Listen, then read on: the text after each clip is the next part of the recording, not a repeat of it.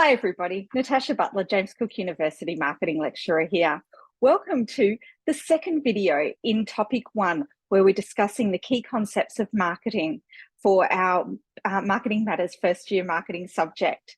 Now, in our last video, we discussed what marketing is. We spoke about a couple of definitions. We spoke about how marketing can be used in the environment, or how we can use marketing to not just make profits, but to do other things in society.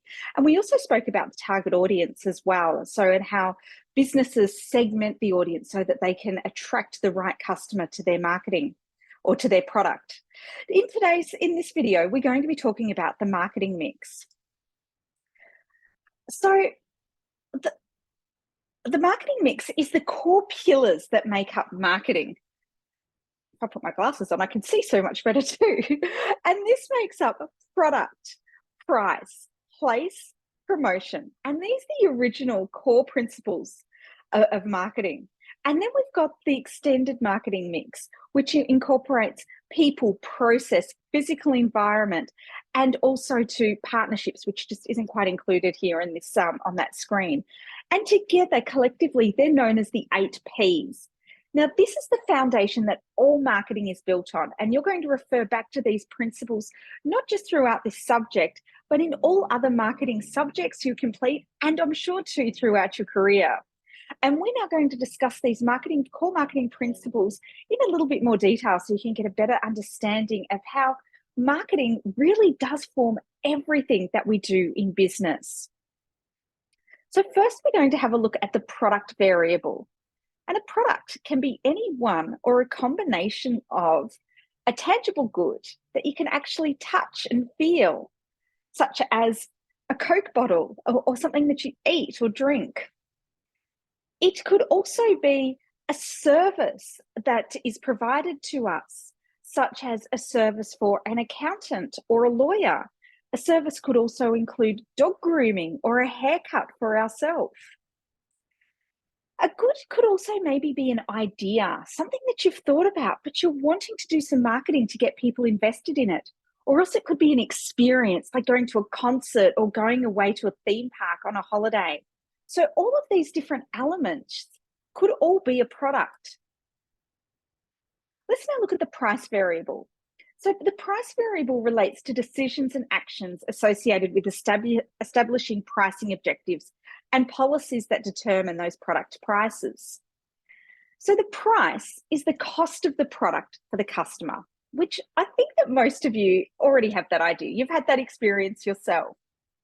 But from a marketing perspective, we can also use price to represent value and to represent quality. We can use price as a competitive tool for the company to say that, hey, we're on discount, and to try to attract more businesses.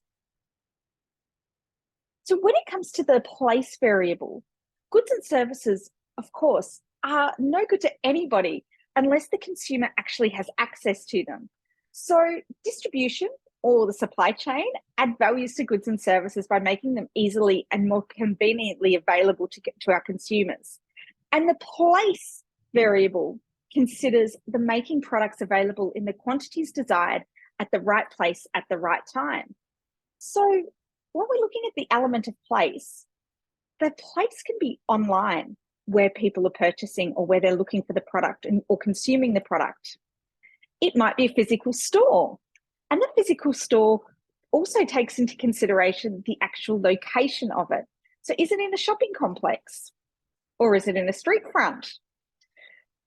The place variable also considers where products may be located on a shelf. In the sale of consumer products, shelves in stores are actually called what are called planograms. So they're all planned out so that each product has a specific spot that it is going to on the shelf. It is all measured up by the millimeter on where the stock sits. And research has shown us that products located usually at eye level are likely to be purchased more over products that are higher on the shelf or lower down, just because of the easy access it is for the consumer. As such, you'll often find that brands will pay to be located in those premium positions. Or else visual merchandising and display help to make products more attractive to customers with products placed in convenient locations, such as at ends or at checkouts. Who's guilty of picking up a chocolate bar on the way out? Me, definitely. Where that place variable's got me before. It also takes into consideration inventory in the supply chain because that adds value to goods and services by making them more easily and conveniently available to consumers. So let's now look at the promotional variable. Now, the promotional element is the most commonly recognized marketing element, but there are still many facets to this principle, and importantly, how promotion is used as part of the marketing mix. So through promotion, we increase awareness of new products that have been released to the market. We can use the promotion variable to educate our customers on the features and the benefits of our particular product. Now, this is also known as the value proposition or the unique selling point of a product. The call to action element of our promotion variable is one of the most important elements of the entire variable, because that tells people what action we want them to take next. So now that you've seen our ad, now that you've come into contact with our product or with our offering, what do we want them to do next? And finally, we use promotion to sustain interest in products so that we can stay top of mind for our customers when it comes time for them to purchase. There is a lot of competition vying for the attention of our customer, so we need to use promotion to remind customers of our offer.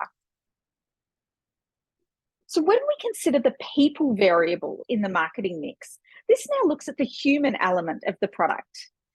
And this might include the staff. So the uniform, the way the staff present themselves, the way they interact with the customers. It may also include other customers who are around you. And have you ever had your experience going to a cafe can be impacted by a really noisy table over there? It could also be impacted by just people passing by. So this quite often, can really impact your experience there. So they're all the elements that make up the people element. But additionally, me as the customer, I also contribute to the people variable and the overall marketing experience. So we need to keep that in mind too, and we will look into that in a little bit more depth over the coming weeks too. Then we have the physical evidence variable, and the physical evidence of a product is demonstrated by the location, the decor, the lighting, the smells, the sounds, just the other physical elements that we actually have. That it makes an impression on our customers, and it gives them the impression of what to expect when they walk into our store. Finally, we have the process variable. Not finally, not quite yet, but next we have the process variable.